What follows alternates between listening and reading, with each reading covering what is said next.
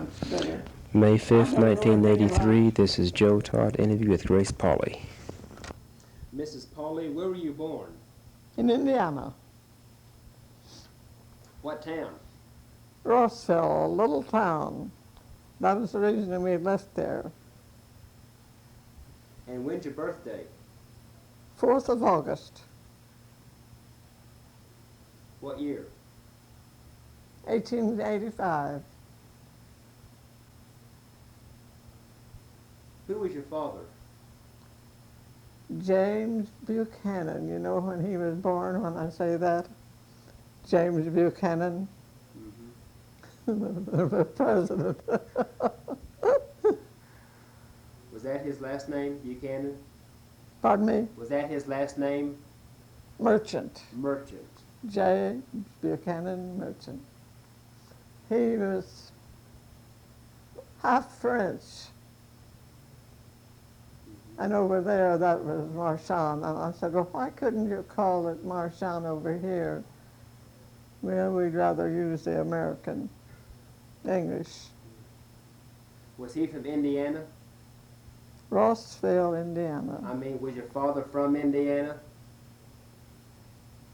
Yeah, well, yes, he was in it. When he first came here, he was in Ohio, and then he moved to Indiana, and he met my mother. Yeah. Where'd he come from? France. Oh, my father. Yeah, was he born in France? No, he wasn't born in France. His ancestors were. Yeah. And his ancestor and his sister came to New York. And let me see, when was that? Well, way back. Oh, I'll tell you when it was. When the big railroaders were, so many rich railroaders in New York. And it was early day, but I'm not sure of the date. Who was your mother? My mother was Lona Frances Coates. Well, that's who she married. Lona Frances. Let me see her father. Yeah, Coates. But her ancestors were from England. You say her name Henry was Percival Henry Percival. is her father. Mm-hmm. No, he wasn't her father, he was a grandfather. Yeah. Did she ever talk about him, Henry Percival? Yes, it seems that he came over from England and he joined a Southern family and he married their daughter. And he had slaves. The story is he didn't know how many. And he married their daughter. Her name, let me think, what was her name?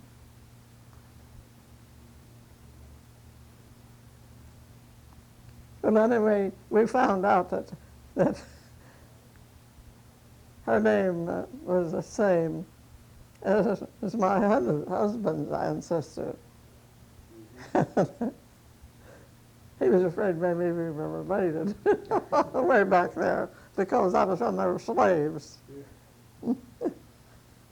And he married their daughter and they went to Indiana, a horseback.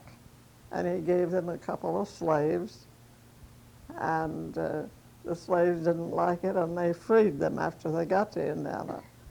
But I hear my mother tell us stories about the Indians. They made liquor for the Indians, and the Indians would come in. They really had a blanket for the door, like it says in this article, and feel their faces to see which was grandmother and which was grandfather, and then they wanted liquor.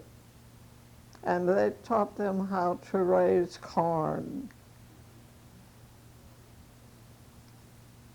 I guess they didn't have corn in the South then, I don't know. Anyway, they had a great life.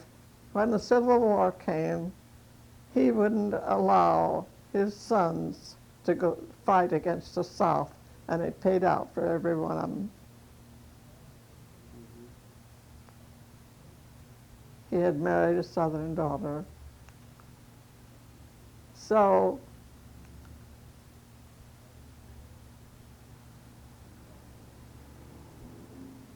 I was thinking about their children. Of course, they were on a farm. My mother was educated to be a teacher, and one year did her. She went into business. That isn't important, of course. But What kind of work did your father do? he was a farmer. Farmer? Her father was a farmer. No, your father. Oh, my father. You mean in Oklahoma? In Indiana. In Indiana, he was a railroader. They put in a, excuse me, they put in a route from Indianapolis to Chicago, the Monon route. And my father and his brother both had charge of depots, if you know what that means, in a little town. Okay. And our town didn't even have a high school, Rossville, Indiana. But as I remembered, everybody had nice homes, but no high school. And my mother's sister and her husband and her father sold their little farm that they had at Rossville out 3.5 miles and moved to Tennessee in a covered wagon. And they didn't like it, and they came back. And my grandmother passed away. My grandmother lived with my mother's sister, my grandfather, and they decided to come to Oklahoma. How come they decided to come here? Pardon? How come they decided to come to Oklahoma? I really don't know, unless it was because they thought they wanted more land. Well, you could raise as much in Indiana on 40 acres as you could in the whole 160 out here almost. Corn, you know, the corn was high as the elephant's eye and things like that. Anyway, they came to Oklahoma and they settled in the western part near the border, Kansas border, not too far. This is in Oklahoma? In Oklahoma. They bought their land, they didn't make the run. And plenty of people, you know, couldn't take it to settle, live 5 years on it, and they'd sell it real cheap. Well, they bought 160 acres, and my grandfather lived with them. And when we found out there was no high school in Rossville, Indiana, I was ready for high school, and really 1 year beyond. They said there is a college at Alva, Oklahoma, a teacher's college. You know, they had them all over and still do.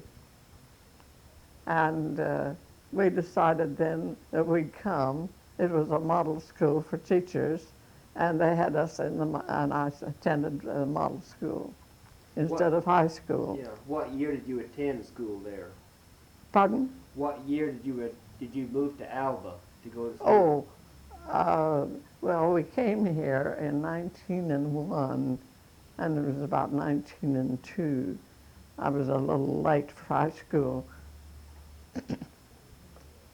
But after attending the model school and having what you might call a high school diploma, I went to summer school and got a 3rd grade certificate and taught in the country at 18. and I taught 3 terms, 3 years. And then I found out I had a voice, and I took music mostly. Where did you study music? Well, at first I studied Governor Haskell.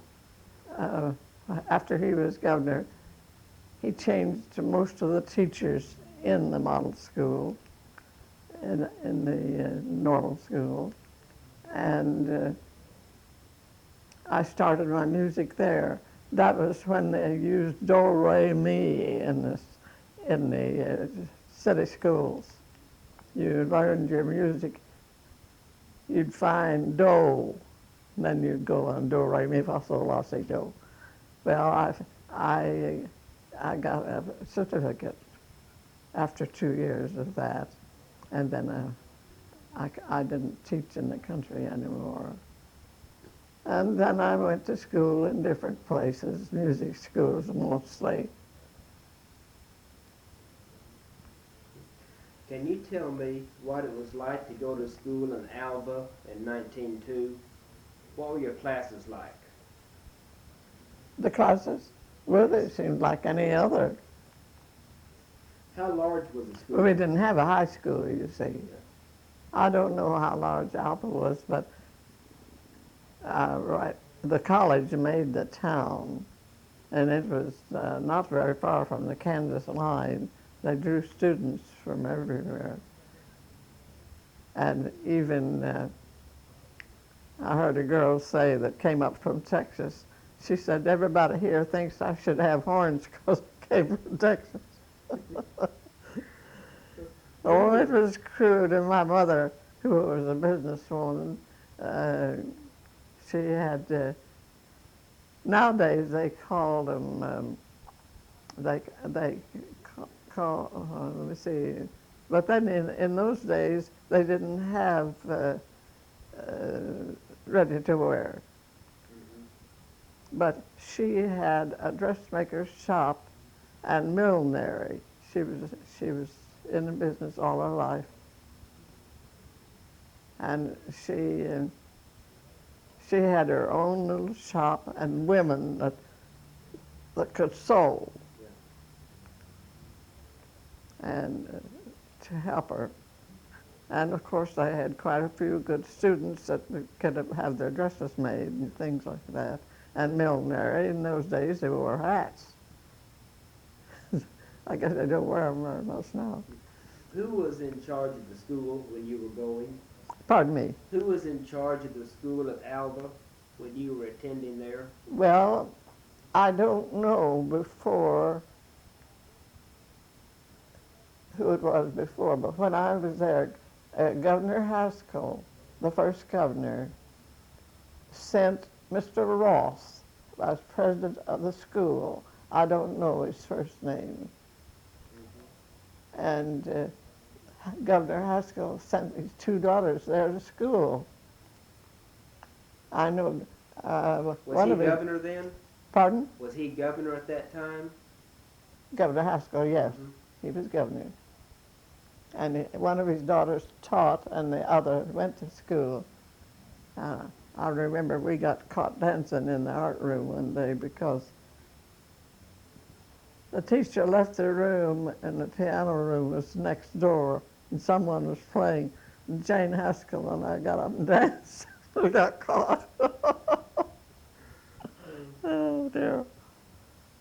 How long did you attend school at Alva? 2 years. 2 years. Yes, and I finished the public school music course. I still have all my certificates. Now you started to school there in 1902. 1902, let me see. We lived on Alva. One reason, this is not for history, it's just for information, that they had an 8th grade graduate teach in the country school. And my mother said, why don't you go over to the schoolhouse and You'll be warm there. You won't be in a sod house. And go through, review your books. So I did. And one day I was sitting in the back reading in geography. I'll never forget the book. Because I thought, oh dear, I'd sure like someday to go to Italy. And I was looking at these pictures and I heard the teacher say, yes, it's real cold at the North Pole, but warm at the South Pole. Well, I went home and I told my mother, I said, we got to get those little fellows. I had a brother and a sister. We got to get them out of here. They can't go to school like that. Of course, I'd finished the 8th grade, you see.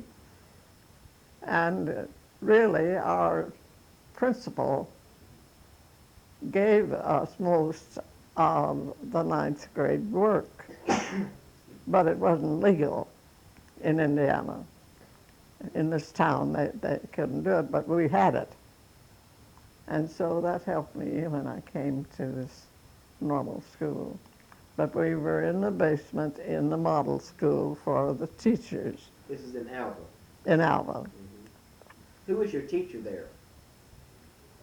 Oh, I can remember the English teacher, Mrs. DeBolt or something like that.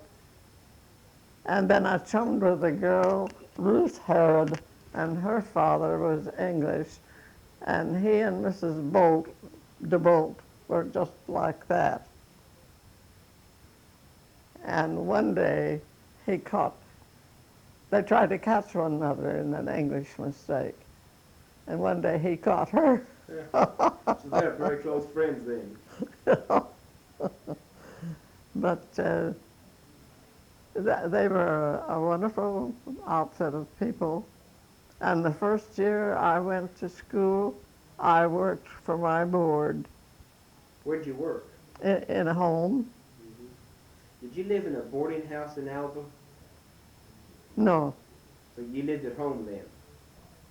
I lived at home. Well, the first year when I worked for my board, I lived there. It was in a home. Who'd you board with? Pardon? Who did you board with? McKittrick's. They had a Reuben. Their son was named Reuben, and I always thought, my goodness, why did they name him Reuben? I'll never forget that. I'm just a young, silly girl. How did you come to Oklahoma? By train? Yes, they brought everything they had. Not almost all they had. In a freight car, and my father rode in the freight car. It took him a week or more. He brought the horse.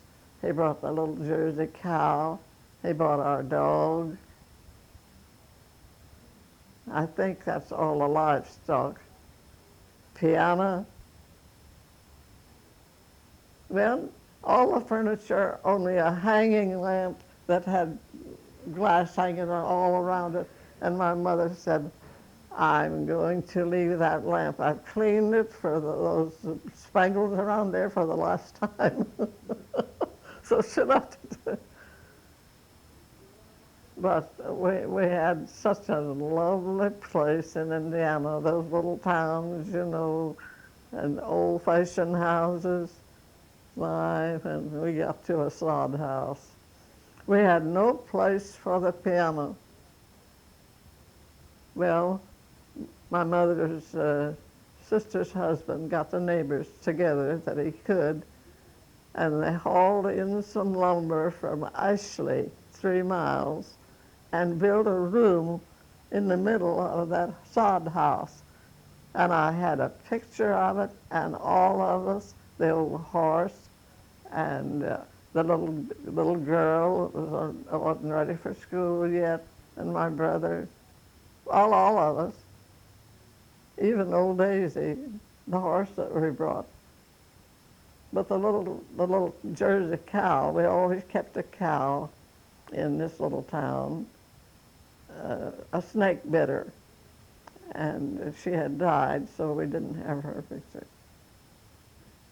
But my great-grandchildren, too, before I came here, came to see me, and going through old pictures, they found that, and they begged for it, and I let them have it. So it is in California. But then you wouldn't have in a history room for pictures. So I didn't, I went to summer schools a great deal, and I took music. I went to Northwestern one summer, and my husband got his doctorate in New York, and I took a little what I could there with small children, music and coursework at the university, Columbia University. But Now, you say you built a house, a room in the middle of the sod house for the piano? pardon me? Did you say you built a room in the middle of the sod house? What I mean, we built a room on the front Oh, of on the the front. center of the Okay. sod house, Okay. and the neighbors helped him, and we had to keep the piano in the kitchen.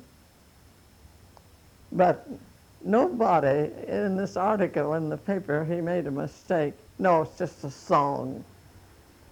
One of the songs he had in those days when we first came to Oklahoma, about warning girls from marrying Oklahoma boys. For if you do, they'll take you out in the lone prairie. They'll build you a house with sod for a roof and nary a window in at all, dirt for the floor, and a blanket for the door. That was a song, just a song. Who wrote that?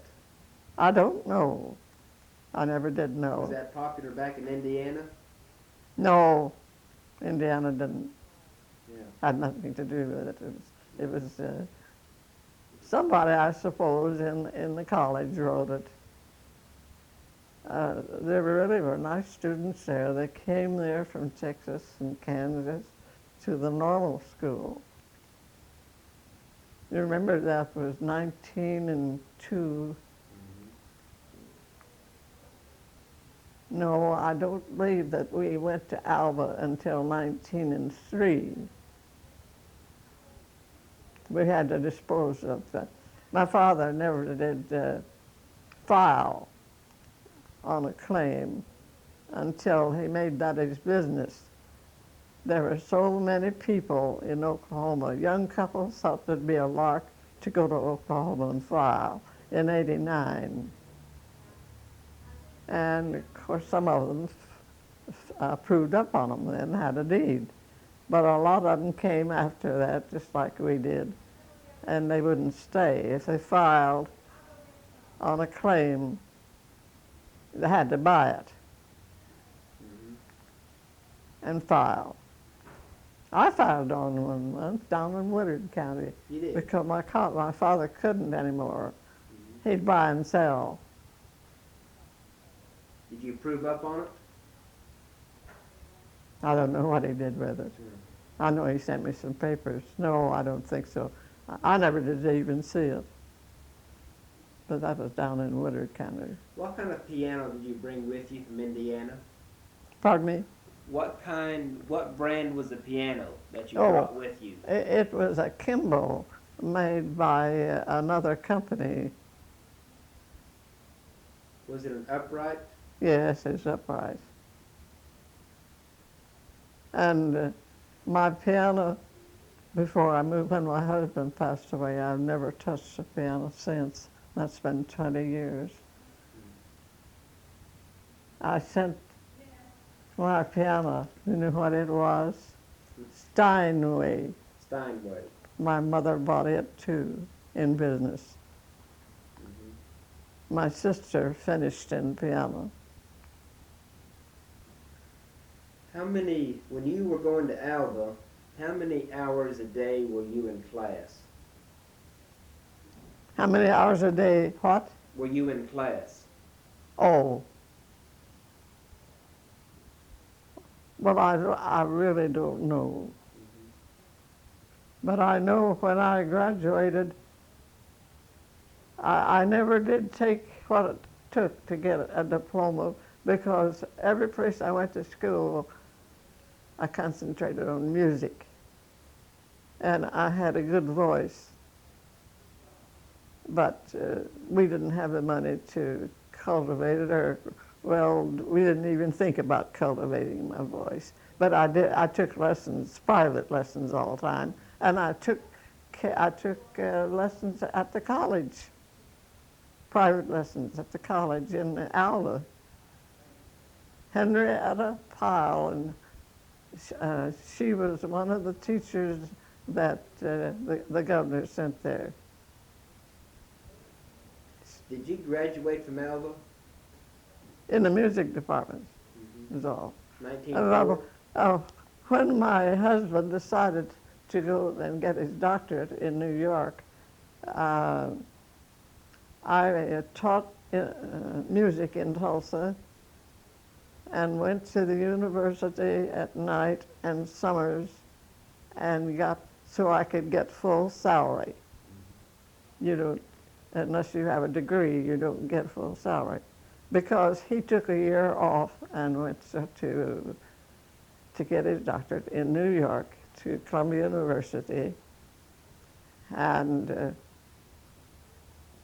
he didn't get that degree until his oldest daughter graduated from high school. You see how long he worked on it? He'd go off summers.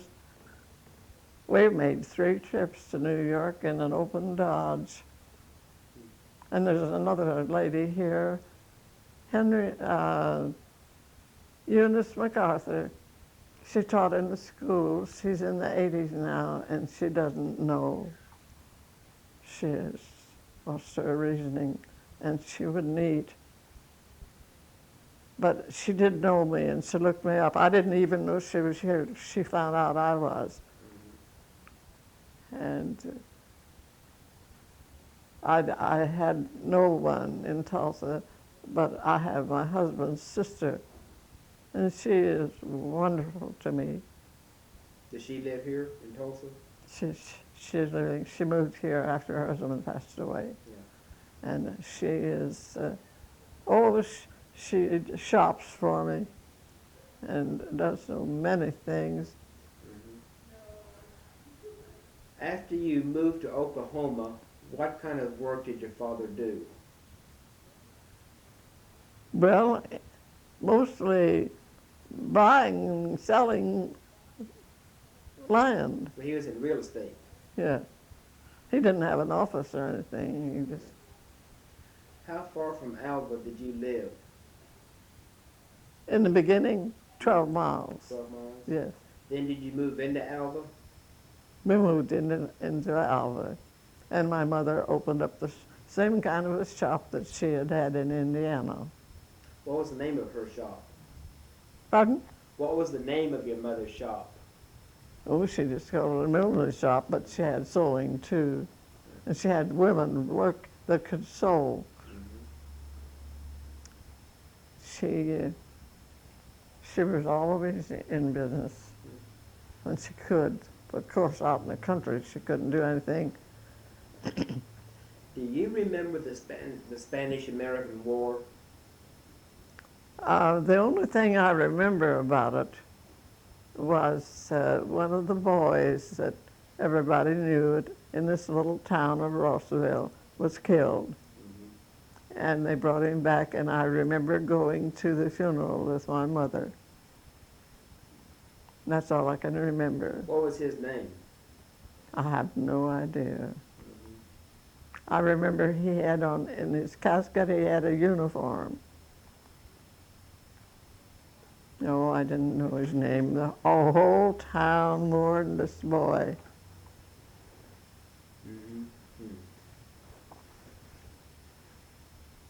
We had no sons, so we didn't have anybody in the other wars. And my husband had a bad heart. Yeah. What was it like to live in a sod house? What'd you say? What was it like to live in a sod house? I was scared there'd be bugs or something all the time. Todd, you know. It was very comfortable. Oh, the walls were thick. It was cool. And I know my mother kept flowers on the windowsills, geraniums and things. And we didn't have any carpet. There were cracks in the floor. Was it a wooden floor or dirt floor? Was it a wooden floor or a Yes. dirt floor? A wooden floor. No, we had a wooden floor. Yeah. Mhm. That's just in the song. Yeah. But a lot of people did live on a dirt floor when they first came, of course, till they could get lumber. Sometimes it was a long ways. The men used to get together and go somewhere to try and get lumber. But there was a little town of Ashley just 3 miles from us, and that was our post office. Was there a sawmill there? And they got, it was a very crude wooden house for the piano. Mhm. Was there a sawmill at Ashley? Was there a sawmill at Ashley where you got lumber? No, I think they moved it in there from Arkansas. Well, I don't know, it's Kansas. That was closer. Mhm. Kansas was closer. My father said about Alva,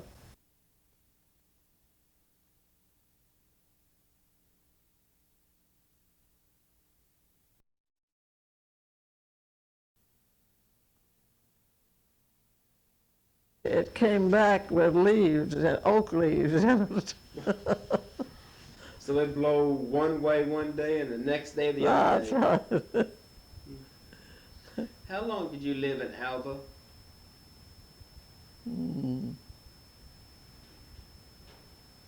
Oh, they lived there a good many years, and then my mother developed. You see, they had jip water over there. They didn't have real city water. It was piped in, but you put soap in it, and it looked like buttermilk. So everybody had a rain barrel to get the rainwater for washing hair and things that they couldn't use the jip water for. But it caused my mother to have, well, some sort of disease. So they finally moved to Texas. And I was going then, teaching away from home. I never did live there, only one summer. But, and she never had another attack after she moved to Texas. I forget what they called her disease. What part of Texas they moved to? Terrible, terrible water. How long did you teach in Alva? I didn't teach in Oh, Alva. you didn't teach in I Alva? teach in the country, Okay. 3 years. Taught music? I drove 1 year. I bought myself a little rubber-tired buggy, one of the first in town, and I stayed at home. And what I'd paid off for board in the country, I paid on the buggy. I'll never forget that. I was the envy of all the girls on my rubber-tired buggy. How much did buggy cost? I have no idea. It wasn't too much because I didn't get too much. $35 a month the first time. What year was that? Well, let's see. They moved to Alva in I'm sure it was 1903. But I had already gone to school and worked from a board room in Alva, but in a home.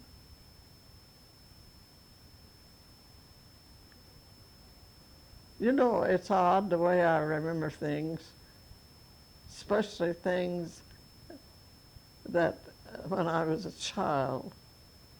I remember the only thing that I had in life was my Sunday school and my school. There wasn't anything. You didn't have picture shows or anything then in those days. 1901, We had Sunday school and church. My mother started me to Sunday school when I was 3 years old, but that's not Oklahoma history. I remember I decided one day I'd stay for church. I was supposed to go home, and she was very worried. And she always watched me, and I'd look back every 4 or 5 steps to see if she's still watching from the gate.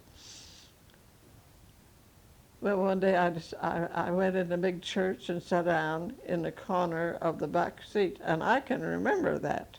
You may not think it, maybe I heard it so many times from my parents. But when they started, I went to sleep. And when they started the last song, it wakened me, and everybody was standing up, so I stood up, and when they got through singing, the preacher said, "May grace, mercy, and peace rest and abide with you all." Most of the ministers used to say that to dismiss his audience. And I went home, grace, mercy, grace, merchant. I went home and I said, you know, the preacher said something about me at the last. Oh, I was so important. Well, I know my father was almost passed out. It was so funny. When's the first time you came to Tulsa? You see, Oklahoma, Alva and Tulsa, one is extreme east and one is extreme west. The first time I ever was between trains coming down from visiting cousins in Kansas. I had to stay all night at the old Brady Hotel. I was already teaching then. That was the first time. But we moved to Tulsa, let's see, in 28. 28. From Sand Springs after. We went to housekeeping in Glenpool. I understand Glenpool now is the fastest growing city in the United States, and they've already started to have their trouble. I read in the paper. I keep up with the paper all I can read. But they tell me I have cataracts. What are cataracts? Do you know? It's when the lens in the eye gets cloudy. The eye gets what? Cloudy. Yes. And it's hard, Well, the cloudness is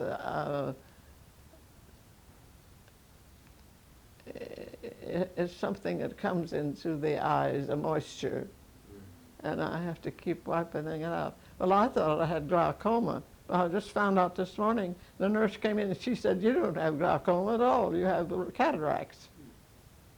They put in drops earlier. But I bet they don't know that my eye doctor sent me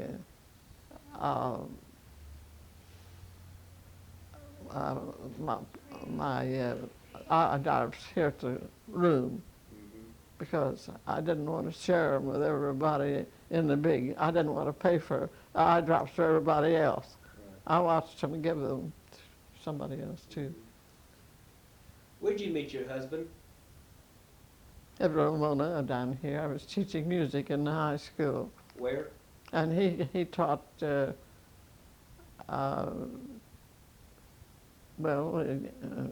do you call it, math in the high school. Where'd you meet him? In Ramona. In Ramona. Right here between here and Bartlesville. Yeah, I know where it is. Yeah. What year did you meet him? Let's see, I went there in 1915 and so did he. 1915. I taught 2 years.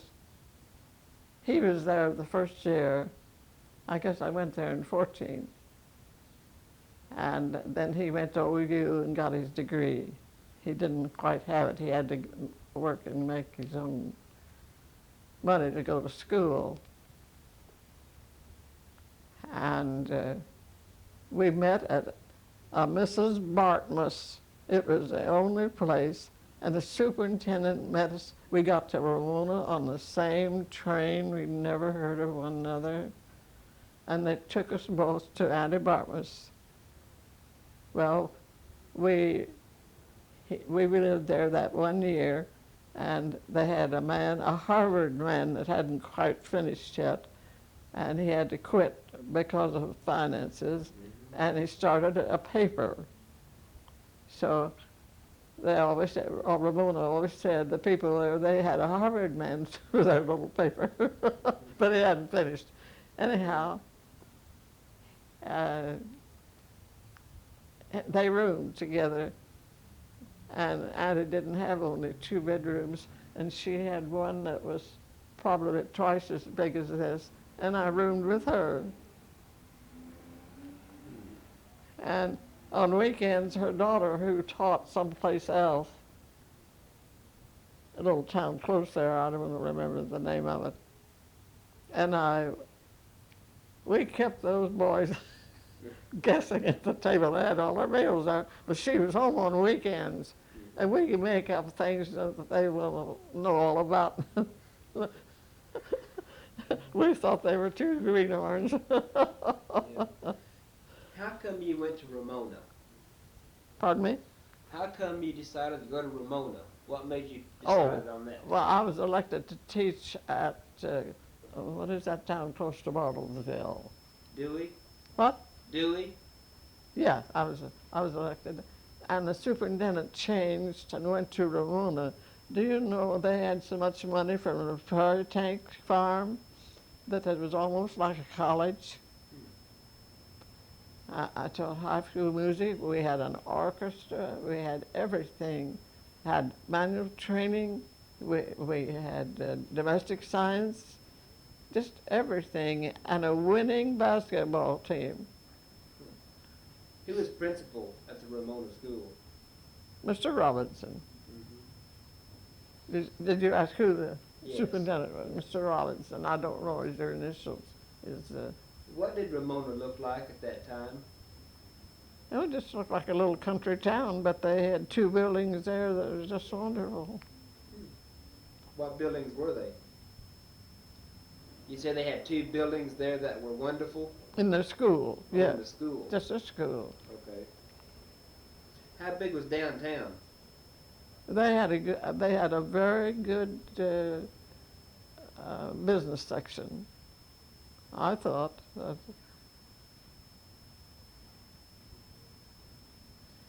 Do you remember Statehood Day? Remember what? Statehood Day, when we became a state, 1907. Oh, yes. What was that day like? Well, I don't remember too much about it. I remember it though, 1907. Were you in Alva? I was at Alva. My mother had her business there. And on my birthday, I remember she gave me my first Bible. I still have it with my name and the date, 1907. Was there a big celebration in Alva for Statehood Day?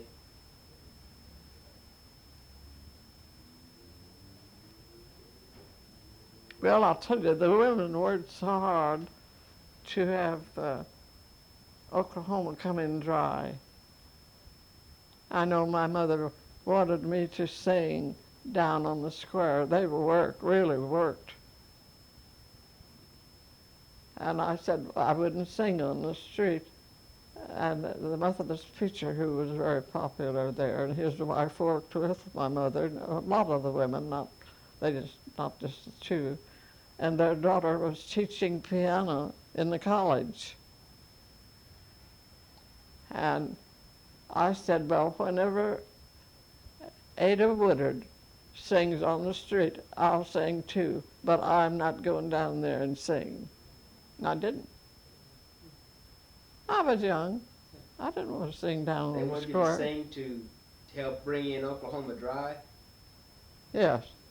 Oh, yes. And they won. What kind of songs did you sing? I didn't sing on the street. I mean, what kind of songs did they Oh, want you to sing? mostly, well, solos and things like that.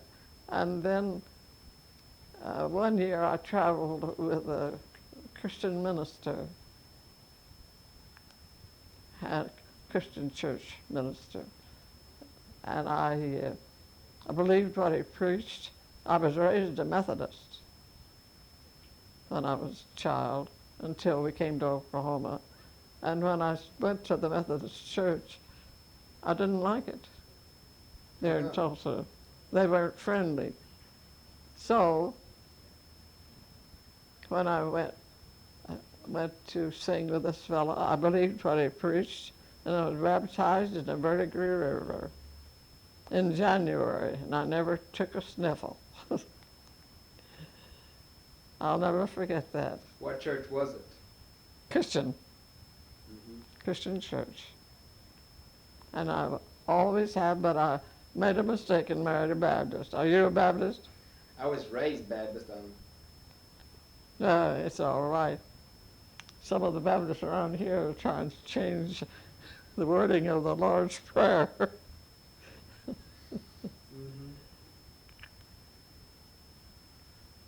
Where were you living in World War I, 1917, 1918? Were you in Alva? Ramona? Well, Frank didn't teach there. My husband didn't teach there the second year I was there. He was finished and got his degree from OU. And then he got a position in high school he couldn't go to war, the Second World War, because of a terrible scar he had from an operation, and they wouldn't take him. They said he could do more good in the school where he was, out in the Glenpool Oil Field. And that's where we went to housekeeping. He was principal of the high school at first, and then the superintendent, see, that was another prairie oil field, tank farm of Ramona, and Jenks too. They had lots of money. They had everything. They even had a band. And So you said my husband tried to lead it. Manual training was in the good housekeeping was in the basement, on the first floor. And I said, "Do you hear them practicing down there?" She said, "Yes," and we cry most of the time. He didn't know anything about leading the band. What was your husband's name? Frank R. Pauly, And what year did you get married? 1916. And I finished teaching at Ramona, and he finished his degree at OU. And you set up housekeeping in the Glenpool Oil Field. First, I finished teaching. We were married the 20th of October, and you would never guess where. Where? At the OU Texas game. We went on the special train. I had taught music all summer in Ramona. They even had a piano school in the summer, and I taught piano. I wasn't too good at piano, but in that way I taught it. They could read the notes when they got through. And so they let me off in the fall when the game was going on. I told him I wanted to go to the game with Frank. And we had planned to be married the next June. And when he had finished June, we got down there. He said, "I've made arrangements for us to get married now." And I said, "Well, why didn't you ask me?" I said, "We have a school board member that won't hire a married teacher." Well, he said, "You can keep it secret." Well, of course, I told the superintendent as soon as we got back. And I was married in the first Christian church. I wouldn't be married in any place else. That is, I had to be married in the church. I wouldn't go just any old place where they would marry you. And we went there. And I understand that Benny Owen looked everywhere for Frank. He was supposed to be a sub on the team. and he tried to contact him and he couldn't find him. He was getting married. He wanted to put him on the bench in case he'd need him, because he'd only been at OU the 1 year. But he was on the head team at Edmond. He finished there first. So when I went back to Ramona, I told Mr. Robinson that Frank and I got married, and he said, well, I'm not surprised. And he said, you can't keep it secret. You have to tell it. And this old man Philson never said a word, but he didn't want a woman with children and a house to take care of to teach school. That was all. He didn't care about me. I was boarding. Yeah. Who were you boarding with? I was boarded with Mrs. Bartmus, and I roomed with her. And he did too, and he roomed with Walter Simons. And those things come back. I haven't thought of some of them for a long time. And then there was the state superintendent wanted Frank to go to Ramona, to Glenpool, the oil field, and be principal of the high school, which he did. And then the next year he was superintendent, and we really could buy a car. What kind did you buy? A Dodge. But everybody else had a Ford. Yeah. But I said, I'll never drive that Ford. What was it like to set up Pardon me? housekeeping? What was it like to set up housekeeping in an oil field? Well, we lived in a 4-room house.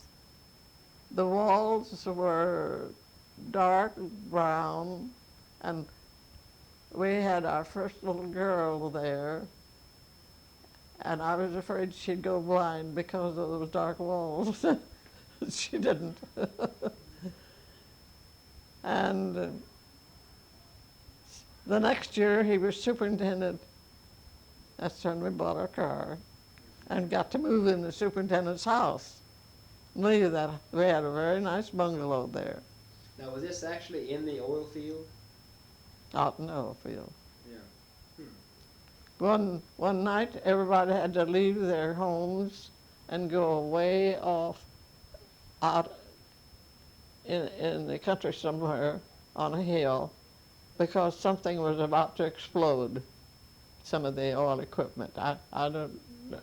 But we all, boy, did I pack up those baby clothes and everything, and we hurried away, but nothing came of it. Could have. How long did you live in the oil field? 5 years. Did you teach then? No. Well, I substituted a little bit. Yeah. No, I didn't teach. Did you know many of the oil field workers? Did you know many of the oil field workers? Well, you see, Glenpool had lost a great deal of the excitement about oil by that time. And I remember my husband, they found oil on his father's farm. His father had died, though, out of Oklahoma City, the Edmond Field. You've heard of it. And so he got to go to New York and finish his doctorate. Yeah. How And come then- you, oh, I'm sorry, go ahead. Pardon me? Go ahead, I'm sorry. You were saying, how come you moved to Tulsa? Oh, there was a mix-up. We lived at Glenpool, Sand Springs. After that, he was elected superintendent at Sand Springs, and we got out of the oil field then, and we didn't have to back up Turkey Mountain anymore when it rained. You couldn't get the cars up on Turkey Mountain. It was so high when it would rain, but they are stronger when they're backing, you know. So, and I didn't come to Tulsa much then. Well, I was real thrilled to come that close to Tulsa. And we came in 1922 then. That's when we moved to Sand Springs. And then we lived there 6 years. And Dr. Claxton, who was head of education in Washington, was hired. They had a big fuss here and fired the superintendent in Tulsa, who had been here so many years. And they fired him and brought Dr. Claxton. They thought that they had to get somebody big. They brought him to Tulsa. I think he stayed 2 years, but he came over to Sand Springs and he said, I want you to come to Tulsa. He said, I don't have a principal as a doctor. So he came. We moved in 28. Where'd you move to? What section of town did you move to? Oh, there was a man that he was a cousin of one of the relatives of the Paulies, built 2 blocks of very lovely brick bungalows, 2 blocks behind east of Wilson Junior High School. And he had trouble. Somebody took a lien on him, and he had to rent them. I remember I told him how I took care of the places, and just like if they were my own, and I did. Somebody brought a lipstick. I think one of the girls found it on the street and said, bought it at the house. And little Jean was 2 years old. She used it on the wallpaper. Oh, boy. She climbed up on the bed and did it above the head on the wallpaper in the bedroom. Well, I inquired about it, and they said it might wash off. And you know it did. You couldn't tell it was there. I had told him he didn't want me to come in there with 3 children.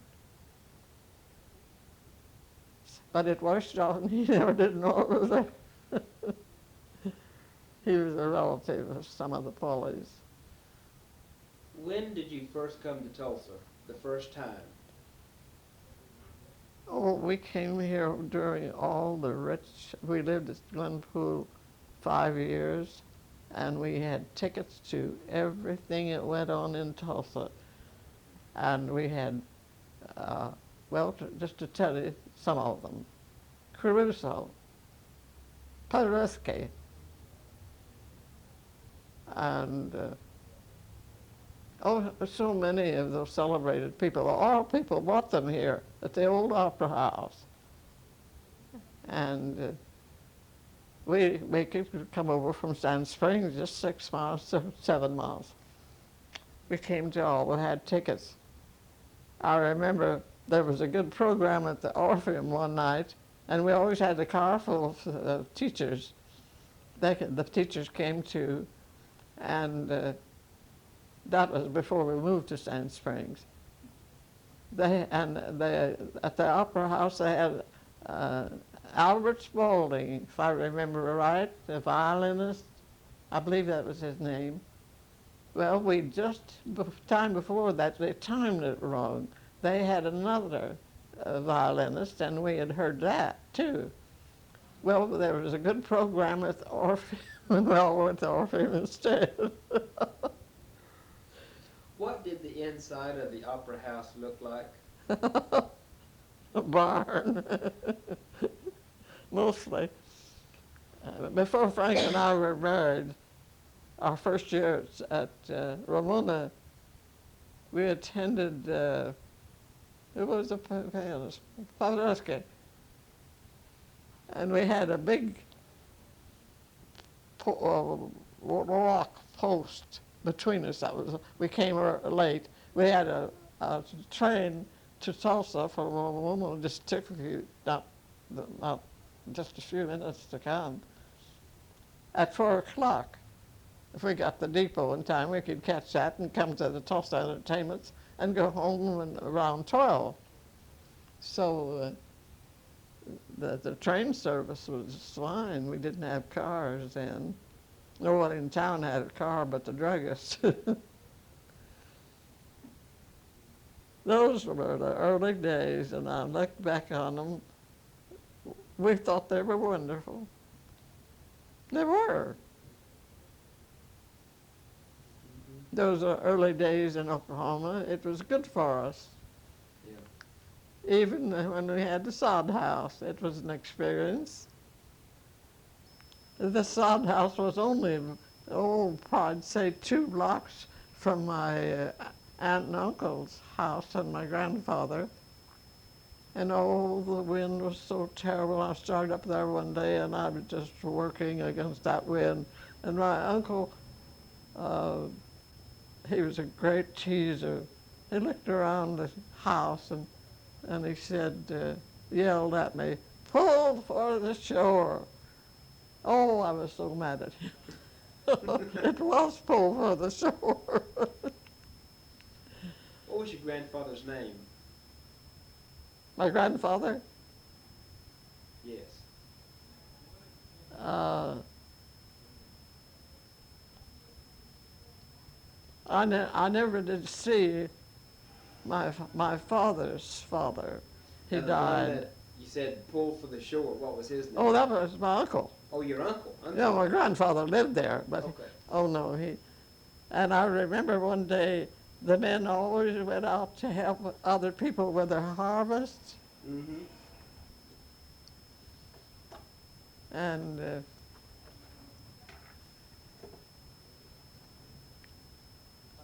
a big old pig died, and her husband, Uncle Loring, was gone. We didn't know what on earth to do. My grandfather was in bed with rheumatism and hadn't walked for a month or more. Well, we decided we'd hitch a little pony to it, one of the legs, my aunt and I.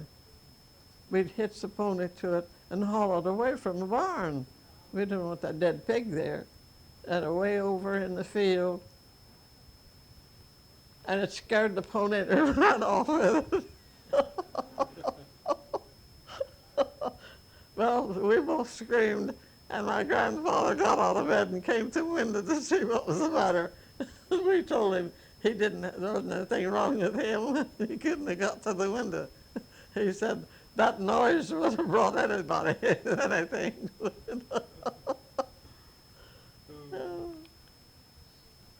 Well, it was some experience, and you know what? I'm glad I had all of it. And I can remember a great deal. And this has nothing to do with Oklahoma, but because I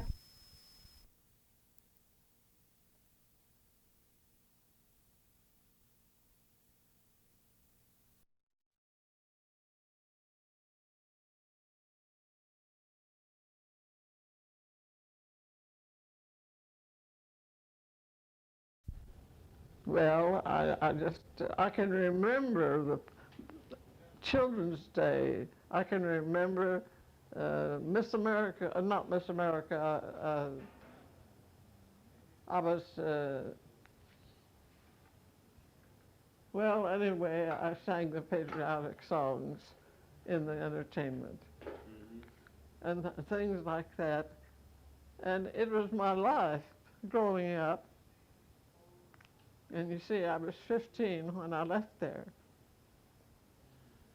When you 15. How did you feel when you realized you were coming to Oklahoma? Did you want to come? Did you want to leave Indiana? Oh, yes, I didn't realize how it would be, of course. Did you want to leave Indiana? But I was sick. I found out that afterward, if I hadn't got better, I had some kind of disease all summer, and they thought about sending me back to Indiana. Well, I don't know what I'd have done there without a family, but they didn't know what was wrong with me. I was sick all summer in one of those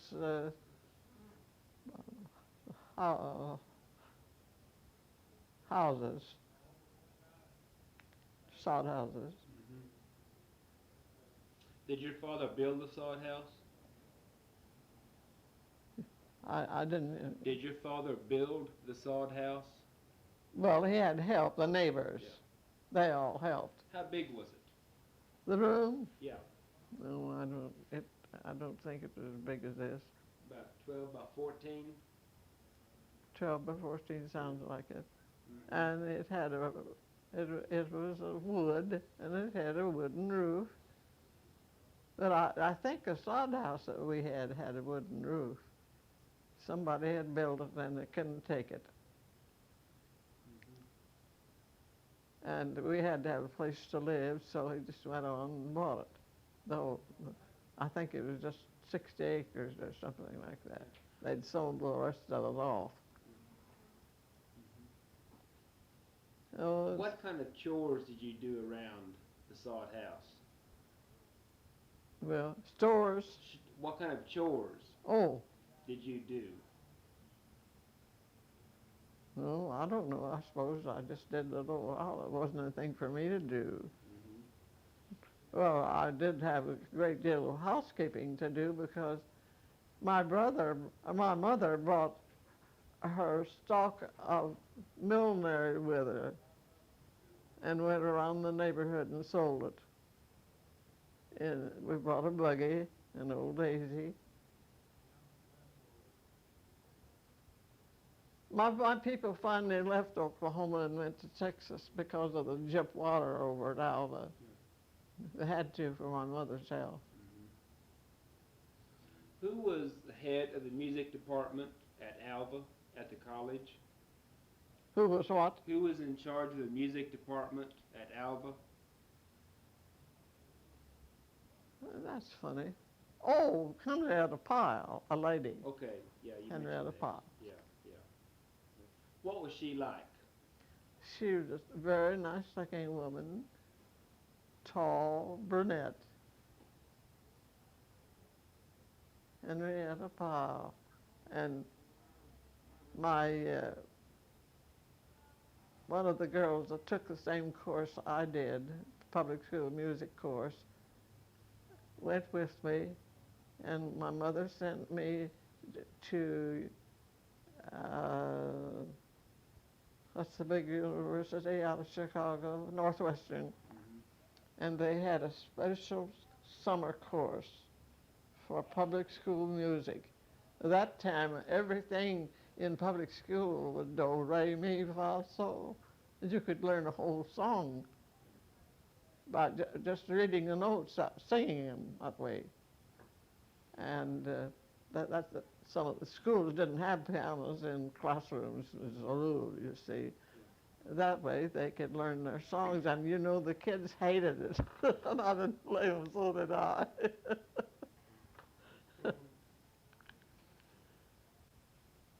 But that was a good thing for the country schools. Mm-hmm.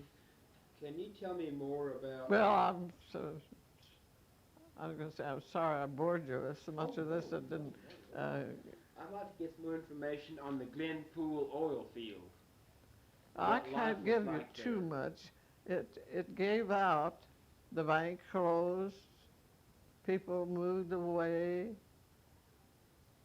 but the school, they still was full. They had everything just like Ramona did. Band, just everything.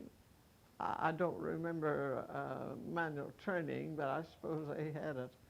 Anyway, they picked them up in buses around. That they couldn't infringe on the Kiefer rights, you know, it wasn't very far away. And Jenks, they would go to the Jenks line and they'd pick up the ones in their district and bring them to school. The school still stayed there. It was always full.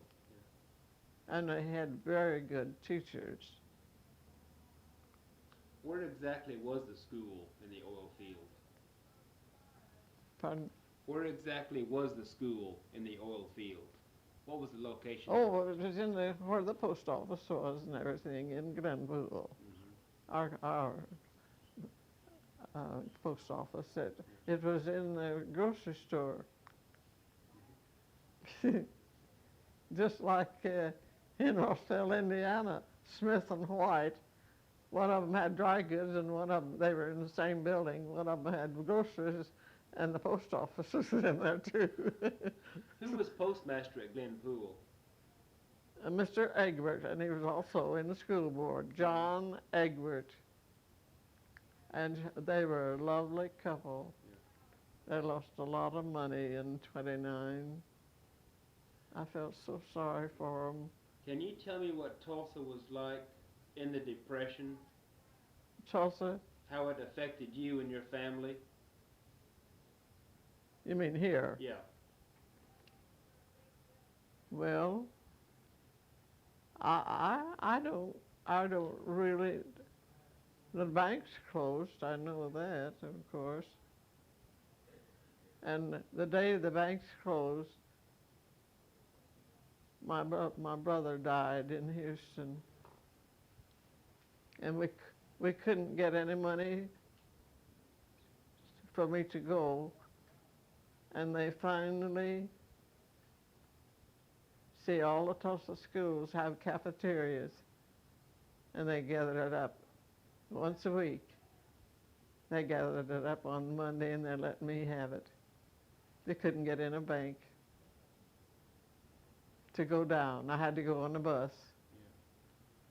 Yeah. Of course, at that time, I never had flown any place. And I probably wouldn't have enough money to fly anyway.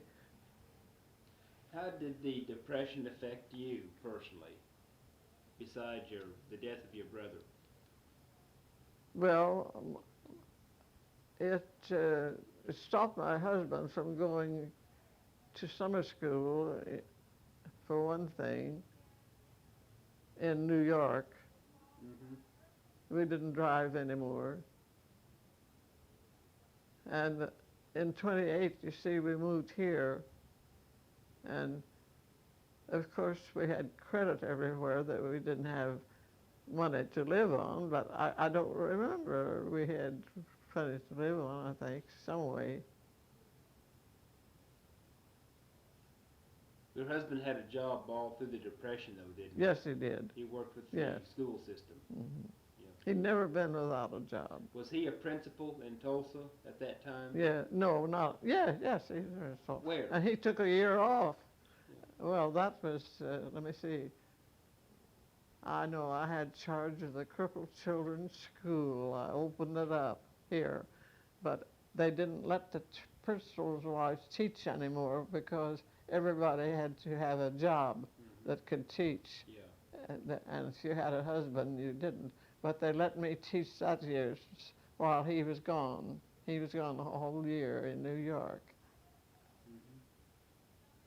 What is your favorite childhood memory? My favorite childhood memory? Yes, ma'am. Oh, my church work. That was my life. Yeah. And my real longing was to sing in the choir. Mm-hmm. And of course I couldn't until I was 18. And when we came to Oklahoma, the minister was so wonderful. He said, please write me a letter when you join a choir somewhere when you're 18. Mm-hmm. But they had left there then. You know, a minister doesn't stay too long. Sometimes they do, but I know we called the little girl who was adopted, we called her Topsy. And she wasn't colored. There wasn't but one Negro in Rossville, and he was the barber. And one year I taught over here in a little oil town. I forget the name of it now. Anyway, there was a white man, the first white man that I ever knew to be a